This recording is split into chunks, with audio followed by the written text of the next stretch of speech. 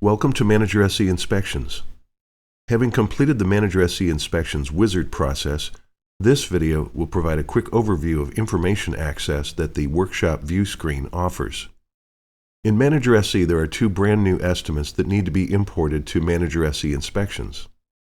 With Manager SE Inspections open, select Manager Import in the top right corner of the screen. When this Import Results window displays, you can click the X to close it. Your new estimates are now listed in the Workshop view. Next, we'll look at various types of information you may access for any selected record. Double-click any line to open the Overview screen. Starting with Customer Details, click the small icon to open it. This is where you see the basic customer details shared by Manager SE for that estimator repair order. It's possible to modify the customer's contact preferences when interacting about inspections.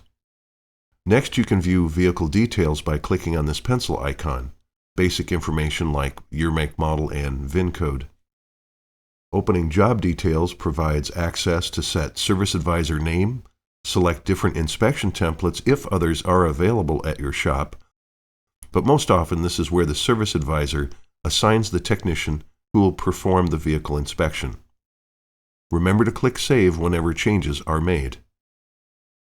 Back in Overview, existing lines are visible. These were added to the Manager SE estimate prior to any inspection activity. They represent the original reason the customer's vehicle was in the shop. The running totals for this order are visible at the bottom of the screen. Returning to Workshop View, we can update the status for this Manager SE estimate to be ready for technician assignment. Click the three-dot menu on the right side of the record to update the status from Scheduled to Vehicle Arrived.